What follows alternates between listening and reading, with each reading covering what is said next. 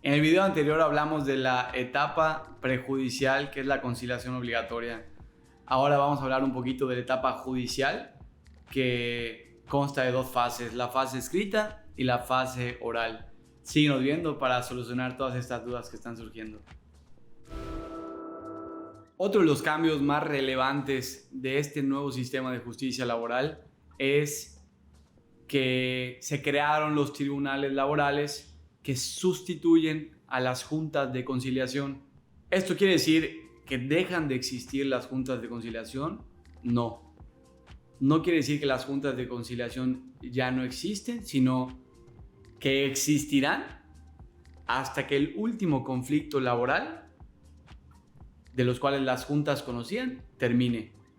A partir del 3 de octubre, en los estados de la República, en donde todavía no estaba vigente este nuevo modelo de justicia, las juntas de conciliación no podrán recibir demandas nuevas. ¿De qué se encargaban las juntas de conciliación y arbitraje? Pues de conocer de los juicios. De conocer de los juicios en materia laboral. Es uno de los cambios más importantes de esta reforma de la Ley Federal del Trabajo, puesto que los tiempos, los juicios interminables de 3, 5, 6, 8, 10 años que encarecían los costos del mismo, tanto para las partes como para el Estado, dejarán de existir, o al menos esa es la idea. Con este nuevo sistema de justicia laboral se busca que un conflicto individual de trabajo pueda durar hasta 6 meses. Y lo pueden hacer, y si lo pueden hacer, ¿por qué no lo hacían antes? Sencillo, no contaban con el personal suficiente, no ganaban el salario suficiente y muchas de las controversias en las que las autoridades estaban involucradas evidentemente eran temas de corrupción que al menos yo se lo atribuyo al escaso ingreso o la escasa remuneración que tenían por el desempeño de su trabajo. A partir de la presentación de la demanda es cuestión de días para que el tribunal laboral notifique a la empresa demandada, y esta etapa judicial, que es así como le llamamos, consta, por decirlo coloquialmente, de dos partes. Fase escrita. La fase escrita es la presentación de la demanda, el escrito de contestación de demanda, y se puede admitir réplica, contrarréplica, y las pruebas con las que ambas partes, trabajador y empresa, buscan acreditar o desvirtuar los hechos que manifestaron en su escrito. ¿Qué quiere decir esto? Que en esta etapa escrita, ambas partes terminarán el término que tienen para ofrecer pruebas, salvo algunas excepciones. La siguiente fase es la fase oral. El juicio en materia laboral siempre ha sido predominantemente oral, pero en la práctica era más que nada una práctica de lectura o de dictado que no terminaba de ser predominantemente oral. Los juicios buscan ser predominantemente oral a partir de que la fase escrita termina. En esta fase oral, la autoridad deberá de dejar muy en claro cuál es la controversia.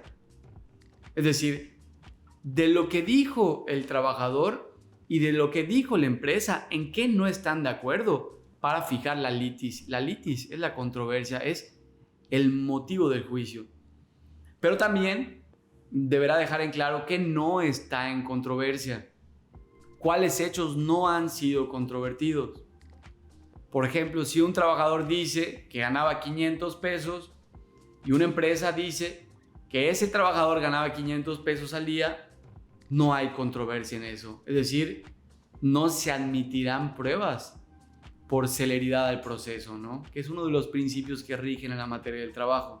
Un dato curioso de esto es que, a mi parecer, la autoridad pone un filtro muy necesario a todas estas malas prácticas o malos litigantes, porque podrá el juez decir que el abogado que te representa es incompetente y te dará un término de 3 días naturales para que lo cambies, garantizando así que tengas una buena representación en juicio, ¿no? Es como si llegáramos con un mal dentista que nos recomienda sacarnos una muela cuando había un paso antes por agotar para sanarla, ¿no? La autoridad pone mucho énfasis en que no van a permitir malas prácticas durante los litigios. La segunda parte de la fase oral, la autoridad valorará las pruebas y emitirá una sentencia. Pero algo muy importante de mencionar es que hay pruebas que requieren un especial desahogo. Hay pruebas que por su naturaleza necesitan una fecha adicional para ser desahogadas.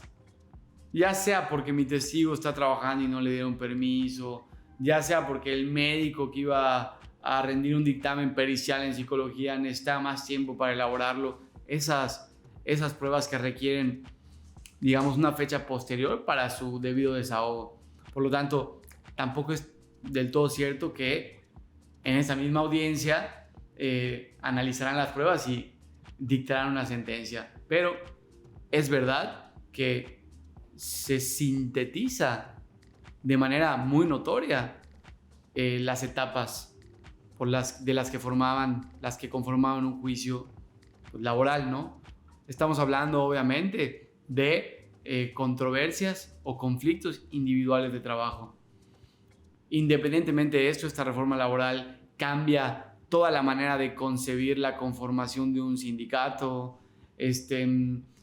cambia la forma de llevar un procedimiento para procesar, no sustancialmente, pero sí en algunas formas, y lo cual le da muchísimo más profesionalismo al litigio en materia del trabajo.